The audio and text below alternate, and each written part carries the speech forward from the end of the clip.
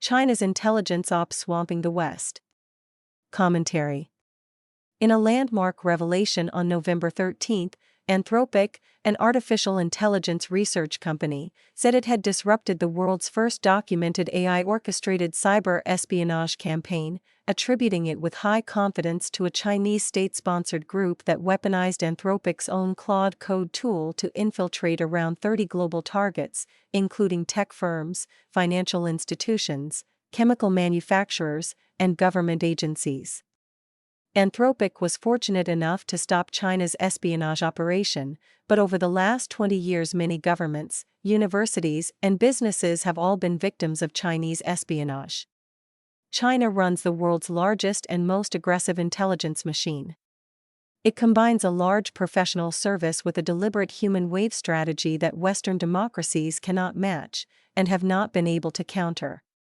This is all laid out explicitly in Chinese Espionage Operations and Tactics, a 2025 book by Penn State professor Nicholas F. Timiades, who spent 34 years working in U.S. security agencies and is one of the nation's experts on Chinese espionage. According to F. Timiades, China uses a whole-of-society approach to espionage that includes Ministry of State Security, Ministry of Public Security, United Front Work Department, Military Intelligence Units, State-owned enterprises, Private companies, Universities and students, Ordinary citizens and Chinese nationals. In this system, the professionals are only one of many weapons. China's most potent weapons are millions of potential non-professional collectors whom Beijing has deliberately weaponized. In 2017, China passed its National Intelligence Law. Article 7 explicitly orders every Chinese citizen and every Chinese company, regardless of whether they are inside China or abroad, to assist intelligence operations when asked to do so as per Article 14. Refusal triggers severe punishment.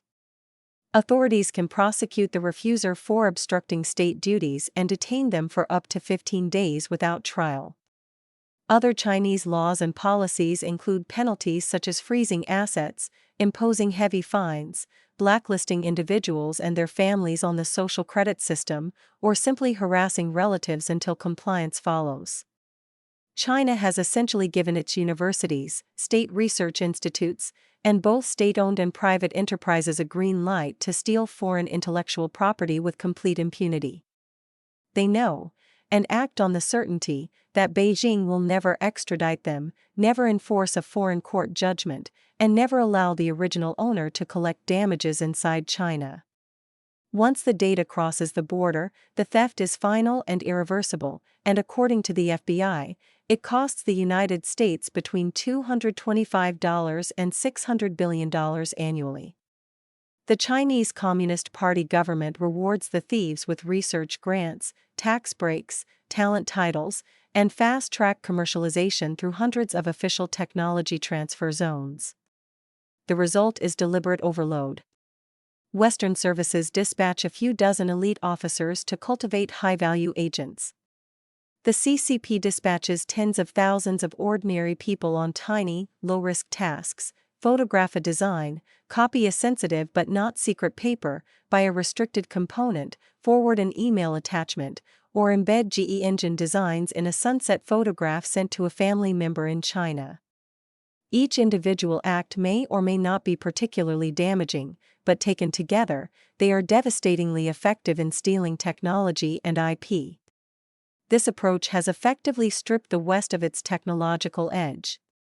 F. Timiades calls it the grain of sand approach. Instead of sending commandos with a submarine to steal one bucket of sand, China sends 10,000 beachgoers who each bring back a few grains. Former FBI Director Christopher Wray echoes this. He told NBC News that the scale of Chinese espionage blew me away and that there is no country that presents a broader, more severe threat to our innovation, our ideas, and our economic security than China does. According to a 2017 report by the Bipartisan Commission on the Theft of American Intellectual Property, the theft of American IP is not just the greatest transfer of wealth in human history, as General Keith Alexander once put it. IP theft undercuts the primary competitive advantage of American business, the capacity for innovation. What's more, trade secret theft is estimated to cost the U.S. economy between $180 billion and $540 billion per year. The FBI runs roughly 2,000 active China-related economic espionage cases and opens 2 new ones every single day, or 730 per year. Given how much investigative and legal resources are needed for each case, this is about as much as they can handle. But what they are actually prosecuting is just a small fraction of what the CCP is actually doing. As Eftimiades says, there's no way our folks can handle that type of onslaught of cases. Given the preceding, it might seem hopeless, but there are some concrete actions that could be taken to counter China's wholesale intelligence operations. Ban individuals with documented CCP ties from sensitive positions. Explicitly prohibit CCP members, thousand talents, participants, or employees of sanctioned Chinese entities from holding security clearances or working on classified, dual-use, or critical technology projects. Require mandatory insider threat programs in any organization receiving federal R&D money. Make reporting of suspicious contact with Chinese entities a condition of funding, with whistleblower protections. Create an allied IP defense pact, Five Eyes plus EU plus Japan plus Korea plus Taiwan sharing real-time threat data, harmonizing export controls, and jointly sanctioning theft-enabling firms and universities. Impose automatic, severe sanctions for proven theft. Seize assets, deny visas, and tariff entire sectors when Chinese courts refuse to enforce Western IP judgments, making theft inside China economically painful. Shift the burden of proof. Any Chinese national or company seeking access to Western sensitive technology must affirmatively prove no intelligence obligations under the 2017 National Intelligence Law or other laws. These 5 steps, taken together, create an environment much more difficult for China to steal from and create penalties for China when it does. However, merely having some of these on the books or partially implemented will not stem the tide.